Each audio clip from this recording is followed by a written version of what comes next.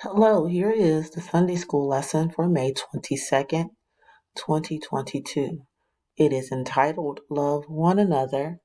The lesson scripture is Galatians chapter 5, verses 1 through 15.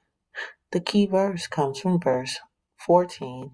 The entire law is fulfilled in keeping this one command. Love your neighbor as yourself. God's Word.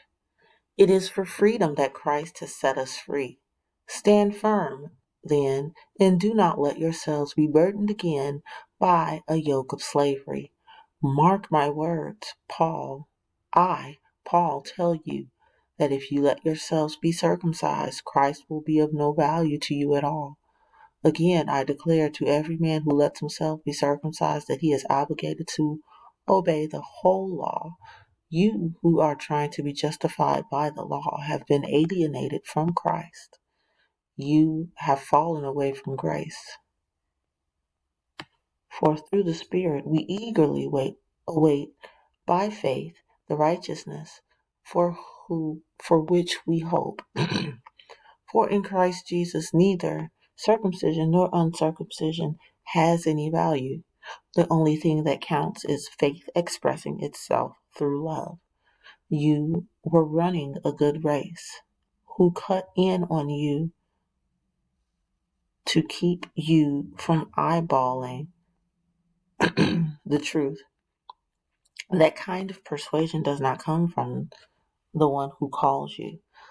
A little yeast works through the whole batch of dough. I am confident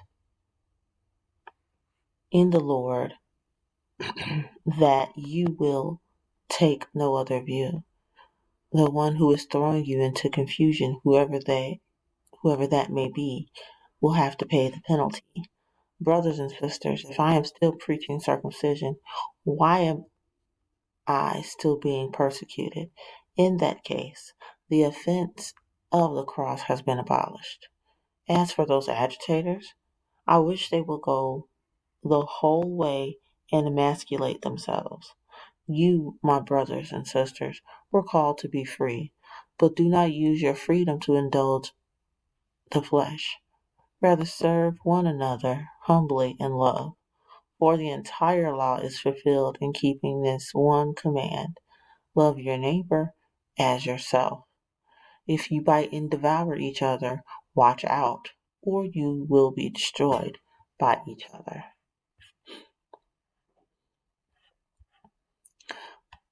Bible story. In today's passage of Scripture, the Apostle Paul continues his letter to the church in Galatia, letting them know that they had freedom because Christ made them and all believers free.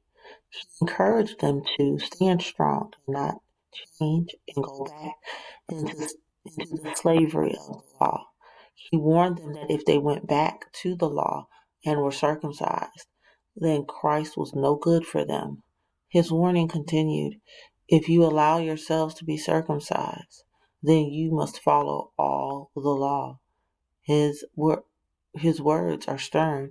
If you try to be made right with God through the law, then you have left God's grace. Then believers were reminded that when they are in Christ, it is not important whether they are circumcised or not. The important thing is faith, the kind of faith that works through love. Paul reminded them that they were running a good race and were obeying the truth that he taught them. However, something happened. They began to listen to someone else, and this false teaching was causing confusion. Paul made it clear that he no longer taught about circumcision, he taught about the cause. He wanted the believers to know that God called them to be free, and not free to do whatever they wanted, but free to serve each other with love.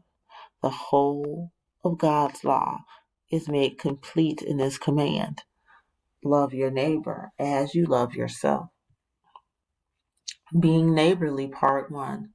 Kendra and Kendall were always trying to outdo each other. They had fun trying to do nice things for others.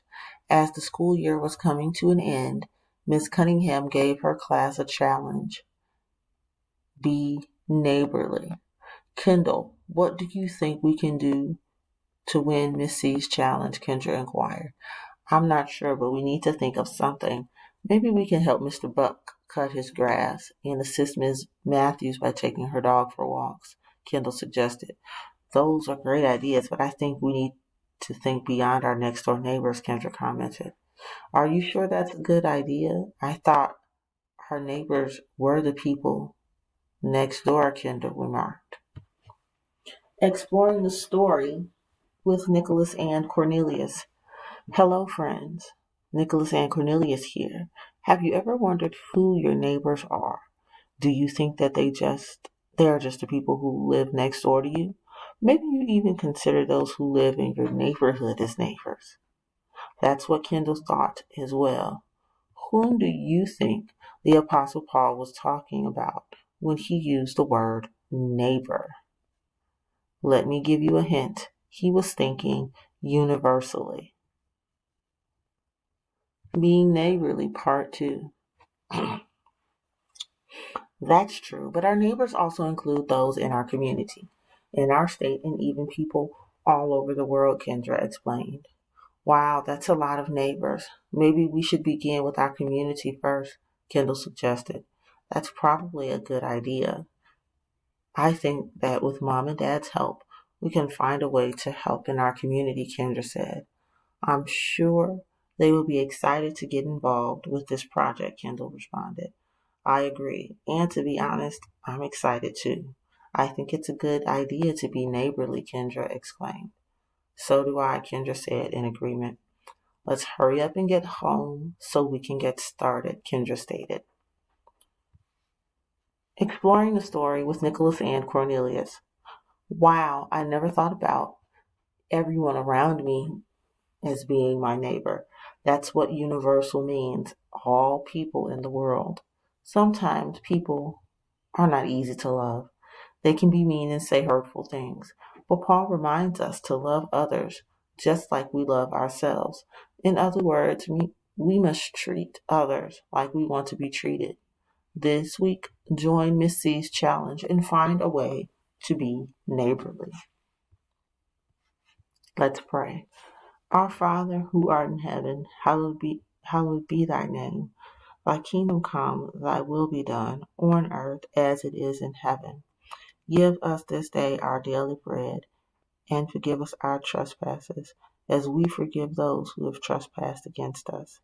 Lead us not into temptation, but deliver us from evil.